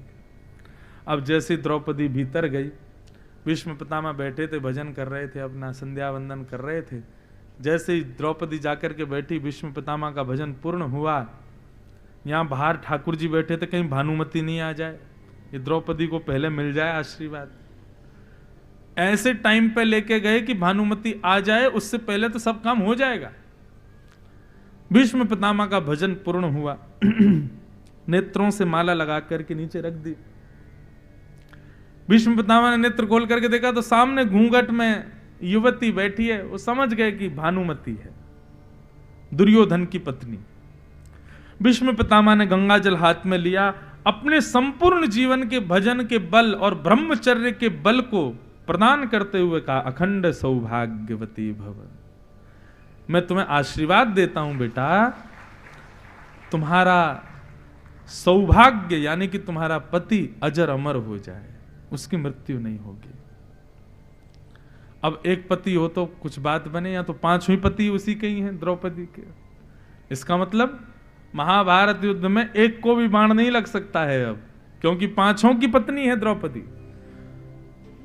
तो द्रौपदी को तो चिंता रहती थी पूरे दिन की कहीं पांचों में से एक को भी बाण लगा तो मेरे तो रोने हो जाएगा। आज द्रौपदी ने सोचा कल से अपनी चिंता खत्म। क्यों? भीष्म पितामह ने आशीर्वाद दिया, भीष्म पितामह की चिंता की पांचों को बचाना है। क्यों? द्रौपदी को आशीर्वाद दिया। तो द्रौपदी ने पक्का करने के लिए कि भीष्म पितामह को याद रहे कि भाई पांचों में से एक को भी बाण ना लगे, घूंघट हटा ली और कह दिया याद रहे पितामह, पांचों में से एक का भी बाल बांका नहीं होना चाहिए। फिर कल से महाभारत युद्ध की जिम्मेवारी अपने पांचों पति की मैं आपको देती हूं, क्योंकि आपने मुझे अखंड सौभाग्यवती का वरदान दिया है। यदि पांचों में से एक का भी एक बाल भी यदि टूटा ना तो मैं आपसे पूछूंगी। भीष्म पितामह घबरा गए। द्रौपदी तुम कैसे आई यहां पे? मैंने तो भानुमति को बुलाया था। क्यों? आशीर्वाद का अधिकार भानुमति को, मुझको नहीं है। नहीं बेटा, तुम भी ले सकती हो। लेकिन अब तो बहुत विचित्र हो गया। अब तो मैं कौरवों के पक्ष में रह करके माला जपूंगा कि भाई पांडव मरे ना, क्योंकि मैंने आशीर्वाद दिया है। द्रौपदी बोली यही तो करना है, अब आप ध्यान रखिएगा पांचों का। और ऐसा कहकर के द्रौपदी बोली अरे कृष्ण ने मना किया था, चुपचाप चलो। ठीक है पितामह मैं जाती हूं। जैसे ही जाने लगी भीष्म पितामह बोले रुको, तुमको इतनी रात में कौन लेके आया यहां पे? ये तुम्हारा रात में मन कैसे हुआ मेरा आशीर्वाद लेने का? अब तो द्रौपदी घबराई, बोले मैं चलती हूं फिर मिलूंगी। नहीं नहीं नहीं रुको, इधर आओ। कौन लेके आया तुमको? गोपाल भैया। कौन गोपाल भैया? हमारी गैया चराता है, दूध निकालने आता है, उसने ही मेरे को राखी बांधी, मैंने उसको, तब से मेरा भाई है, उसी को लेके आई। दिखा जरा मुझे, दिखा, मैं देखूं कौन सा गोपाल भैया। इतना साहसी रात में भीष्म पितामह के पास ले आया तुझे, चल दिखा। अरे आप राजा हैं, आप बाहर जाएंगे, अच्छा थोड़ी लगता है, छोटे आदमी से क्यों मिलो? नहीं नहीं नहीं तू चल, अब छोटे आदमी के संग राजकुमारी आ सकती है तो मैं क्यों नहीं मिल सकता, चल। बाहर भगवान प्रतीक्षा कर रहे थे कि इतनी देर क्यों लग रही है, आशीर्वाद तो मिल जाना चाहिए। जैसे ही बाहर निकल के आए भीष्म पितामह शेर की तरह गर्जना करके बोले ए गोपाल भैया। जैसे ही सुना भगवान ने, 2 पटक तो उनको वहीं लगी। बोले फंस गए। मना किया था लेकिन इसके मन में बात पची नहीं है, भीतर जाके सब बोला, ये मेरा सारा किया धरा सब बर्बाद कर दिया, अब ये भीष्म पितामह मुझे नहीं छोड़ेंगे। भगवान उठ करके गए, राम राम, इधर आओ, पास आओ थोड़ा, ए लालटेन देना। लालटेन दे के लौ तेज की। बोले तेरा गोपाल भैया कहीं तो देखा मैंने, ग्वारिया हूं, गौशाला में देखा होगा। बोले जरा स्वाफी उतारना अपनी। बोले नहीं, स्वाफी तो हमारा मान है, इसको कैसे उतारे। पकड़ करके जैसे ही खींचा, घुंघराले केश, अलकावलियां ठाकुर जी की प्रकट हो गई। मोर पीछ जो छिपा हुआ था ठाकुर जी का वो प्रकट हो गया। बंधुओं, ठाकुर जी की इतनी मधुर कांति प्रकट हुई और चंद्रमा वहां छुप करके बैठा रहे, ऐसा हो ही नहीं सकता। अर्धरात्रि में सब ठाकुर जी की लीला देखते रहते हैं सारे देवता। जैसे चंद्रमा ने देखा, हो ठाकुर जी के ऊपर फोकस डालो, सोई पूर्णिमा का चंद्रमा प्रकट हो गया। और जैसे ही ठाकुर जी की रूप माधुरी प्रकट हुई, भीष्म पितामह समझ गया, अच्छा ये है तेरा गोपाल भैया। ए द्रौपदी यही है, छलिया, माखन चोर, मरकट बंधु, उल्टे सीधे काम करता रहता है 24 घंटे। पता नहीं कहां से तेरे अंदर दिमाग आ गया है, कहीं का कहीं कुछ ना कुछ करता ही रहता है, उलट फेर। भानुमति को द्रौपदी बना दिया। भगवान बोले हम जय जय हैं, हम तो बचपन से ही जय जय, आप लोग मानते नहीं भैया, भगवान है हम। भीष्म पितामह के पहले तो नेत्र सजल हो गए ठाकुर जी को देख के, लेकिन उसके बाद भीष्म पितामह ने थोड़ा अपना स्वर बदला और रौद्र भेष में आकर के बोले, द्रौपदी ये लाया था ना तुमको मेरे पास, मैंने तुमको आशीर्वाद दिया अखंड सौभाग्यवती भव। अब मैं इसको दायित्व देता हूं, ये पांचों को बचा के दिखाए। मुझसे नहीं पूछना, इसको पूछना। आशीर्वाद मेरा है पर मैं तो बाण चलाऊंगा, दायित्व इसको देता हूं कि ये बचा के दिखाए पांचों को। भीष्म पितामह ऐसा कह के चले गए। भगवान बोले फंसा दिया आप। मैंने तो ये इसलिए करवाया था क्योंकि मैंने शस्त्र ना उठाने की प्रतिज्ञा ली है, और बिना शस्त्र के महाभारत में बचाना कितना मुश्किल है तुम कैसे जानो द्रौपदी। और अब पितामह भीष्म अपनी प्रतिज्ञा पूरी करवा लेगा। इसने प्रतिज्ञा ले रखी है कि मैं शस्त्र उठाऊंगा, और ये करवाएगा, ये मानेगा नहीं, ये वही करेगा जिससे मैं शस्त्र उठाऊं। लेकिन अब जो होना है सो होगा। दूसरे दिन महाभारत युद्ध प्रारंभ हुआ। भीष्म पितामह का पहला ही टारगेट अर्जुन है आज। उनको तो अर्जुन नहीं दिख रहा है, उनको तो वही दिख रहे हैं द्वारिकाधीश, इनके हाथ में शस्त्र आवे। कितना भी बचाएं भगवान अर्जुन को, लेकिन हर मोड़ पर भीष्म पितामह खड़े मिल जाते हैं अपने बाण को लिए। भगवान बोले इनसे कैसे बचे। एक जगह ऐसा चक्रव्यूह जैसा बना कि ना तो इधर भाग सकते हैं ना उधर भाग सकते हैं, बीच में भीष्म पितामह और सामने अर्जुन।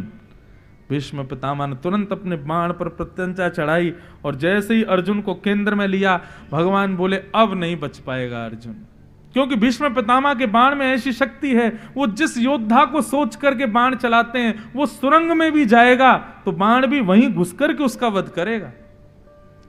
इसको नहीं बचा पाऊंगा। इसका तो एक ही उपाय है, बाण को किसी शस्त्र से ध्वस्त किया जाए। यहां भीष्म पितामह बाण चलाने के लिए तैयार हैं, प्रश्वेत के बिंदु मुख पर आ रहे हैं। अर्जुन कह रहे हैं भगवान मेरी रक्षा करो। भगवान सोच रहे हैं क्या करूं, कैसे करूं, कहां जाऊं, क्या करूं। तभी देखा दूर एक रथ का चक्का गिरा हुआ पड़ा था। एक दृष्टि से भीष्म पितामह को देख रहे हैं, दूसरी दृष्टि से उस रथ के चक्के को देख रहे हैं। मैं तो बताने में बहुत समय लगा रहा हूं, लेकिन ये क्षण भर की क्रिया थी पूरी।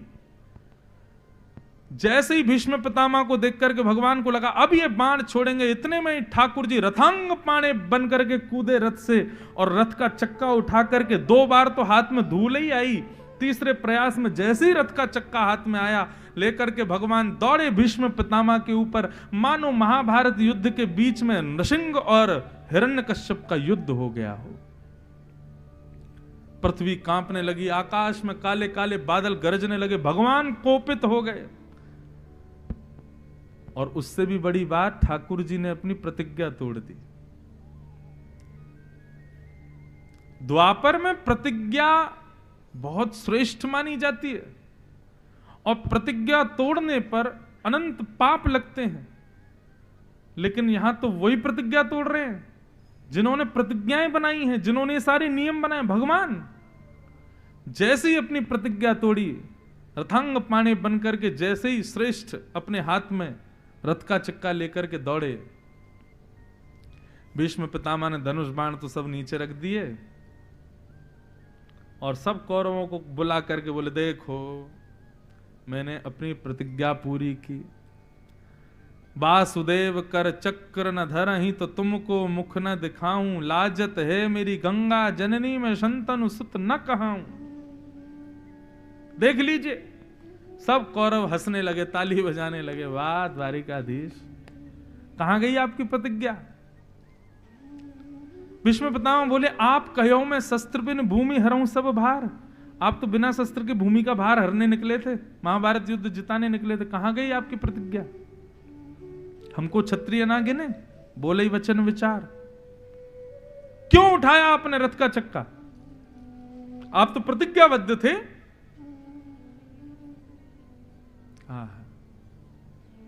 रथ का चक्का हाथ में लिए खड़े द्वारिकाधीश फंस गए, क्या करें अब? तभी डार चक्र हरिहस पड़ो, दियो उत्तर ब्रजराज, आज तज प्रतिज्ञा मोरी, मैं तोरी प्रतिज्ञा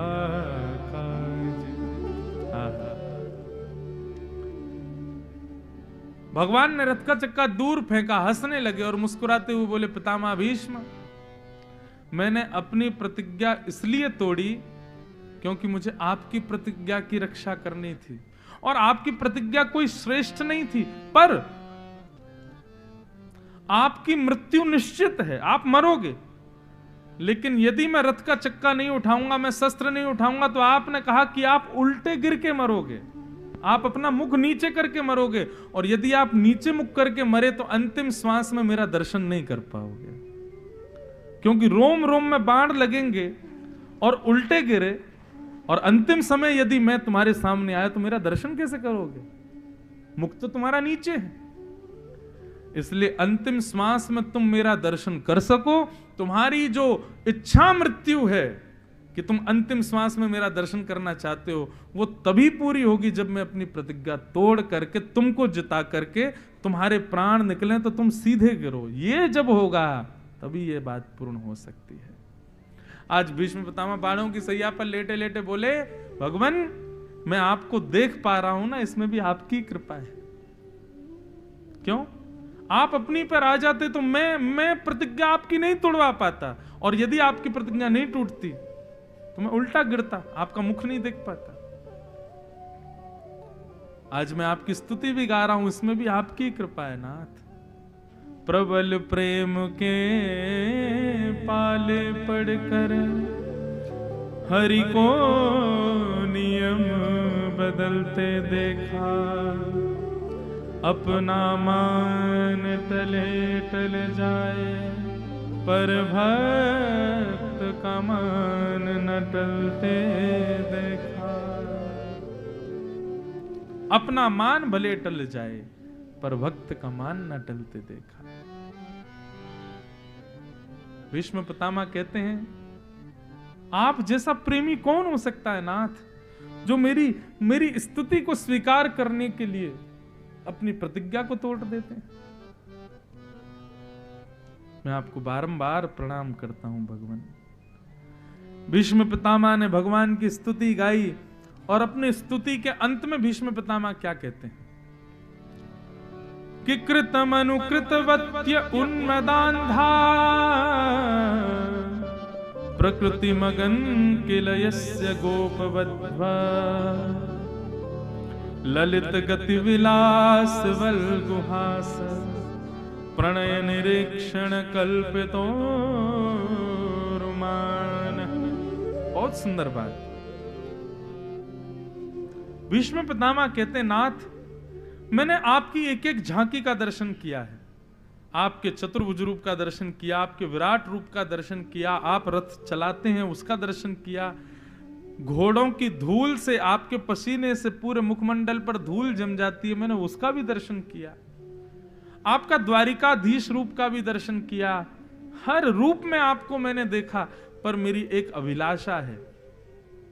भीष्म पितामह भगवान बोले, क्या? आपके एक रूप का दर्शन मुझे करना है। कौन सा? बोले, ललित गति विलास वल्गुहास।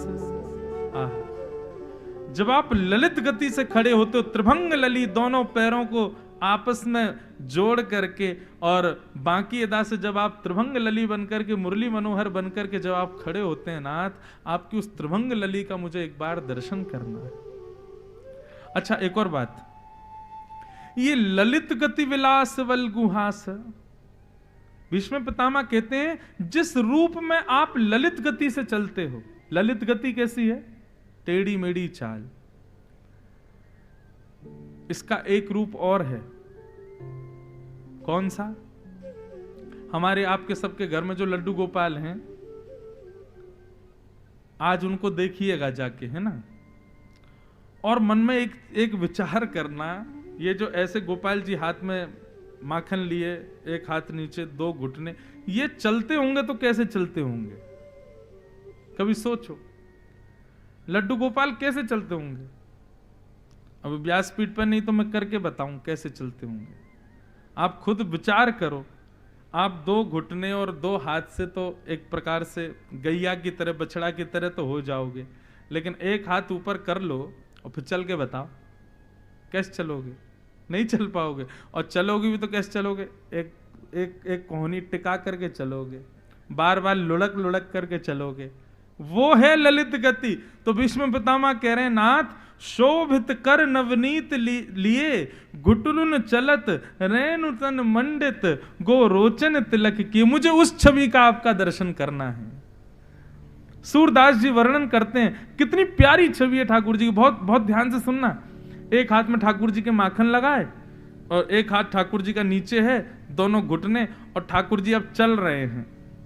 अब जैसे ही चल रहे हैं सुई लुढ़क जाते हैं ठाकुर जी, एक तरफ ऐसे गिरते हुए चल रहे हैं, तो ये अंग और यहां पर पूरे ठाकुर जी के रज लग गई है। शोभित कर नवनीत लिए, घुटरुन चलत रेणुतन मंडित, मतलब पृथ्वी पर जो रेणु है, जो रज है, वो ठाकुर जी के पूरे अंग पे लग चुकी है गिरने की वजह से।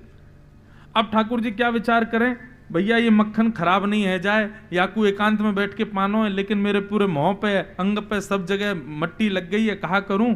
तो यशोदा मैया के पास ठाकुर जी जाते हैं और मैया से जाके प्रार्थना कर रहे हैं कि मैया मेरी मट्टी धो दे। लेकिन यहां मैया अपनो श्रृंगार कर रही है, एक लाल बिंदी सफेद बिंदी, लाल बिंदी सफेद बिंदी, लाल बिंदी सफेद, ऐसे मैया अपनो श्रृंगार कर रही है। और ठाकुर जी बैठे बैठे वह मैया के स्वरूप को देख रहे हैं। अरे भैया, मैया कितना बढ़िया श्रृंगार कर रही है। इतने में ठाकुर जी दौड़ करके गए गौशाला में अपना श्रृंगार करने के लिए। कैसे? एक मक्खन की बिंदी लगा में, फिर एक गोबर की बिंदी लगा में। फिर एक मक्खन की बिंदी लगा में, फिर एक गोबर की बिंदी लगा में। गो रोचन तिलक किए। सूरदास जी कह रहे हैं इतनी मनोहर छवि है ठाकुर जी की।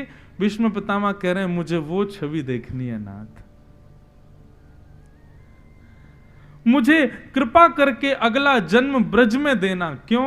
बोले कृत मनु कृतवत्य उन्मदान्ध प्रकृति मगन किलयस्य गोपवद्भ।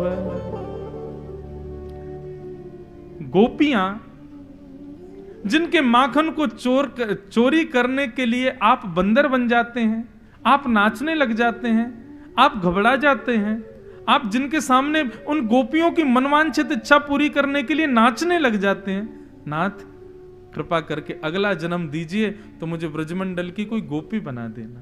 भीष्म पितामह कह रहे हैं, सोचो, गोपी प्रेम की भिक्षा दीजे, कैसे हूँ मोहे अपनों कर लीजे।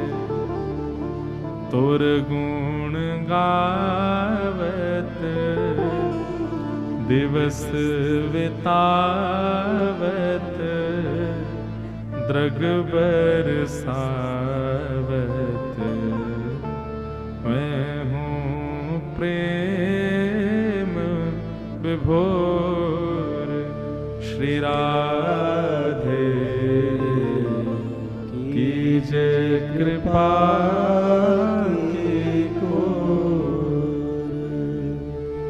सरस किशोरी वयस की ठोली, रति रस भूरी कीजे कृपा को श्री राधे कीजे कृपा। भीष्म पितामह इन जैसा पराक्रमी योद्धा नहीं, इन जैसा ज्ञानी नहीं, और आज भगवान से कह रहे हैं कि कृत मनुकृत वत्य उन्मदान्ध प्रकृति मगन किल यस्य गोपवध्व।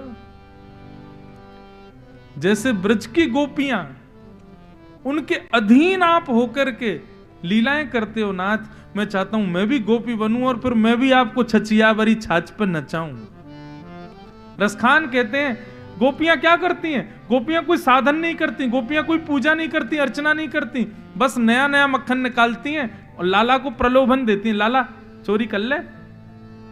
ठाकुर जी जैसे ही माखन खावे आमे तो गोपियां पकड़ लेती हैं, बोले अच्छा माखन खाएगा? बोले हाँ, पहले नाच के दिखा। जगत नियंता जगदाधार को वो नचा देती हैं, जगदीश्वर को वो कहती हैं बंदर की तरह खो खो करके दिखा तब खिलाएंगी। ठाकुर जी ऐसे ऐसे करने लग जाते हैं थोड़े से मक्खन के लिए। भीष्म पितामह कहते हैं मुझे भी गोपी बनना है और फिर मैं भी मक्खन निकालूं, मेरा मक्खन भी चोरी करने द्वारिकाधीश पधारे, ये मेरी भी इच्छा है। ब्रजवास वृंदावन जन्म ये साधारण नहीं है बंधु। सब आकांक्षा सब इच्छा रखते हैं ब्रज में आने की, क्योंकि ब्रज में ठाकुर जी अपनी प्रभुता भूल जाते हैं। वो भूल जाते हैं कि मैं ईश्वर हूं, मैं नाथ हूं, मैं जगन्नाथ हूं। वहां तो हमारो लाला है और यही भाव से रहे। ऐसे भीष्म पितामह ने अपनी स्तुति गाई और ब्रज को याद करते करते भीष्म पितामह ने अपने प्राणों का परित्याग कर दिया। बोलो भक्त वत्सल भगवान की। और भगवान के श्री विग्रह में भीष्म पितामह का पांच भौतिक शरीर से निकली हुई ज्योति जाकर के विलीन हो गई। ऐसे पितामह भीष्म भगवान के श्री चरणों में अर्पित हो गए।